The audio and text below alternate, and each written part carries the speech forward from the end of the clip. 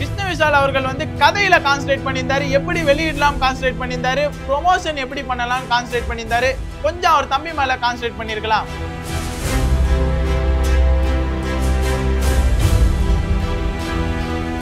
முதல் படத்திலே இப்படி ஒரு சீனா.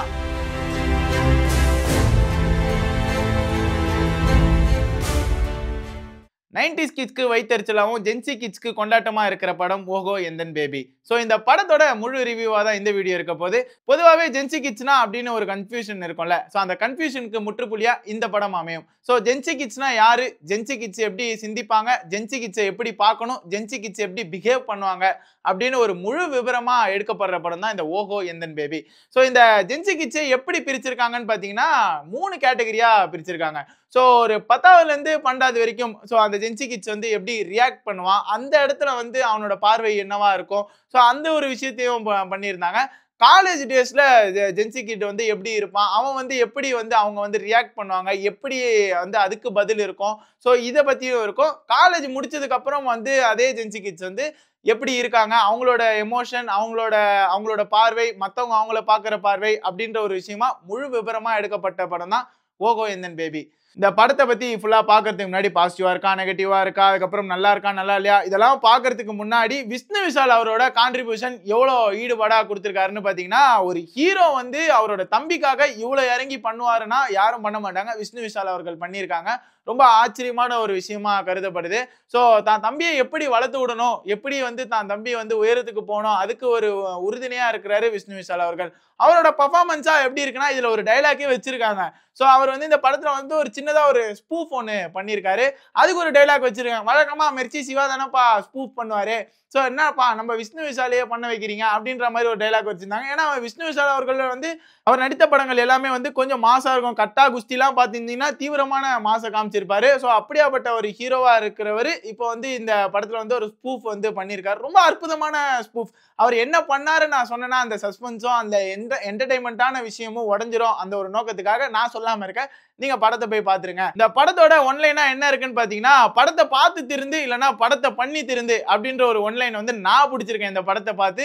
ஸோ ரொம்ப அற்புதமான ஒரு விஷயமா இருக்கு. ஸோ அதுக்கப்புறம் தொடர்ந்து பார்க்கும்போது இந்த படத்துக்கு மியூசிக் எவ்வளோ இம்பார்ட்டன்டான ஒரு விஷயமா இருக்குன்னு பாத்தீங்கன்னா, ரொம்ப அழகா வந்து ரசிக்கும்படி இருந்தது. இந்த பழைய சாங்கை வந்து நம்ம வந்து இப்ப இருக்க சமீபத்துல இருக்க படங்கள்ல வந்து பழைய சாங்கை அப்படியே ரீப்ளேஸ் பண்ணியிருப்பாங்க.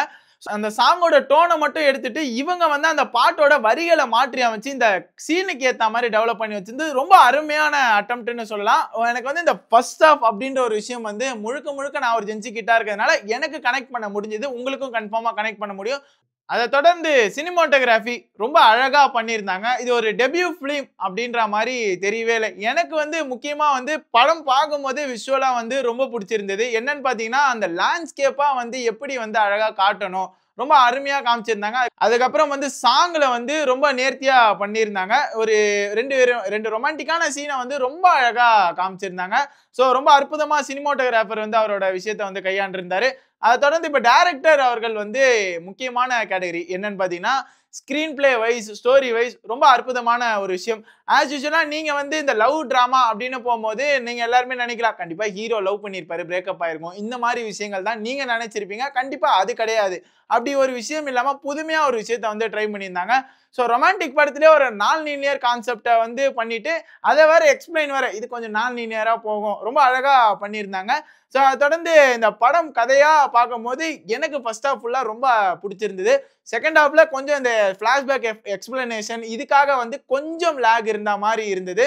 ஸோ அதை தொடர்ந்து இந்த கதையா என்ன இருக்குன்னு பார்த்தீங்கன்னா, ஸோ லேக் இருக்காப்பா இல்லையான்னு அப்படின்ற மாதிரி பல கேள்வி இருக்கும்ல. ஸோ ஃபர்ஸ்ட் ஹாஃப் வரைக்கும் ரொம்ப விறுவிறுன்னு போயிட்டு இருந்தது, ரொம்ப சுவாரஸ்யமாகவும் இருந்தது. செகண்ட் ஹாஃப்ல இருந்து ஃபிளாஷ்பேக் சொல்றேன் அப்படின்ற மாதிரி கொஞ்சம் லேகை வந்து கொண்டு வந்திருந்தாங்க.